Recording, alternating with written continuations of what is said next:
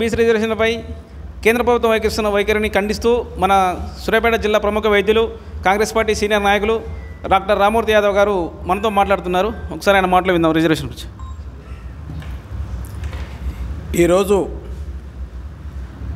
Local బాడీస్లో 42% రిజర్వేషన్లు ఇవాళ కాంగ్రెస్ ప్రభుత్వం ప్రవేశపెడితే దీన్ని కేంద్ర ప్రభుత్వం అడ్డుపడుతుంది.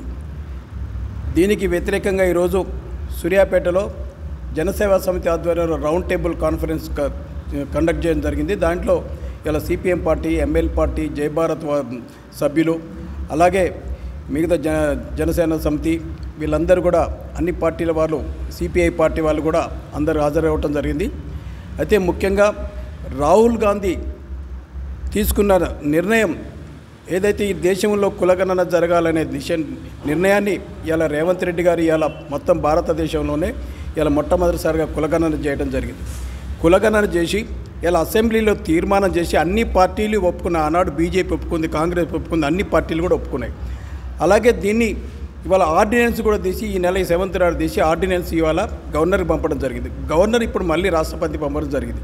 కానీ ఇప్పటికి కూడా ఈ రాష్ట్రంలో బీజేపీ వాళ్ళు ఇవాళ బీసీలకు వ్యతిరేకంగా మాట్లాడుతున్నారు. ఇలా 9th షెడ్యూల్లో పెట్టడం జరగదు, ఇలా ముస్లిమ్స్లని రిజర్వేషన్లో చేర్చారు కాబట్టి మేము ఒప్పుకోము, ఇలా ఏదో సాకులు చెప్పుకుంటూ చేయడం జరుగుతుంది.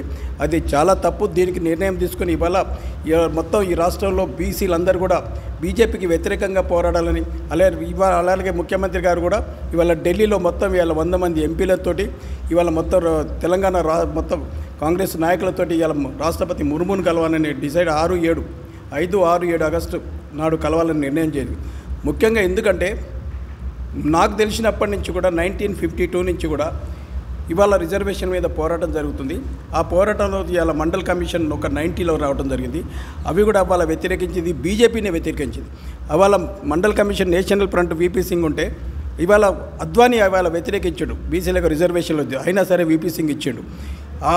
ఆనాటి నుంచి కూడా వాజ్పేయి కానీ, అద్వానీ కానీ, ఇవాళ మోడీ కానీ, ఇవాళ ఈ రాష్ట్రంలో ఉన్న బీజేపీ మంత్రులు కానీ ఇవాళ ఈ రిజర్వేషన్ వ్యతిరేకంగా వస్తున్నాను. ఇవాళ ఒక కాంగ్రెస్ పార్టీ ముందుకు అడుగేసి కులగణన చేస్తుంటే నువ్వు ఎందుకు కులగణన చేస్తావు, నువ్వు ఒప్పుకున్నావు.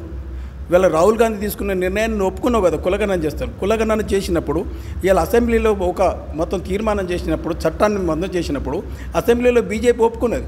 కానీ ఇవాళ నువ్వు సెంటర్ పోయి ఇవాళ సెంటర్ యాక్సెప్ట్ చేయాలి, దాన్ని పార్లమెంట్లో పెట్టాలి, 9th షెడ్యూల్లో చేర్చాలన్నప్పుడు ఎందుకు బీజేపీ వ్యతిరేకిస్తుంది? ఇంట్లో ఎందుకు వ్యతిరేకిస్తుంది? ఒక్కొక్క రాష్ట్ర ప్రభుత్వంలో ఒక అసెంబ్లీలో ఒప్పుకున్న వాళ్ళు మీరు ఎందుకు కేంద్ర ప్రభుత్వం ఇవాళ ఒప్పుకుంటలేదు? దాన్ని ఖచ్చితంగా దీని మీద పోరాటం చేయాలి. ఇవాళ అన్ని పార్టీలు కలిసి వస్తున్నాయి. నేషనల్ లెవెల్లో ఉన్న సిపిఎం కానీ, సిపిఐ కానీ, ఎంఎల్ పార్టీలు కానీ ఇవాళ అన్ని పార్టీలు కలిసి వస్తున్నాయి. ఇవాళ బీసీలకు రిజర్వేషన్ ఇవ్వాలని ఇది ఒక తెలంగాణ ఇదే కాదు, మొత్తం భారతదేశం ఉద్యమం లేవాలి. ఇది ఇవాళ ఒక సామాజిక తెలంగాణ కావాలి, మనకు సామాజిక భారతదేశం కావాలి. ఇవాళ అన్ని పార్టీలు కావాలని మేమందరం అసెంబ్లీలో ఇండియా కూటమి, పార్లమెంట్లో ఇండియా కూటమి సభ్యులు కూడా ఇవాళ లేవనెత్తాలి. పార్లమెంట్లో దీన్ని 9th షెడ్యూల్లో చేర్చాలని ఈనాటి రౌండ్ టేబుల్ సమావేశం డిసైడ్ చేసింది. కాబట్టి అన్ని పార్టీలకు, బీసీల కోసం పోరాడవచ్చే అన్ని పార్టీలకు మేము ఖచ్చితంగా ధన్యవాదాలు చెప్తున్నాం. రానున్న రోజుల్లో లోకల్ బాడీస్లో 42% ఇవ్వాలి రిజర్వేషన్స్. వచ్చే మొత్తం ఎన్నికల్లో అసెంబ్లీ కానీ, పార్లమెంట్లో కానీ, ఇవాళ పార్లమెంట్ ఎలక్షన్స్లో కూడా మీరు ఖచ్చితంగా బీసీ రిజర్వేషన్లు ఇవాళ బీజేపీ ఇవ్వాలి. మహిళా రిజర్వేషన్ బిల్లులో కూడా బీసీలకు రిజర్వేషన్ ఇవ్వాలి. మీరు అని ఒకసారి మీ అందరూ గట్టిగా పోరాడుతూ అన్ని పార్టీలకు మేము ధన్యవాదాలు తెలియజేస్తున్నాం. Okay, thank you.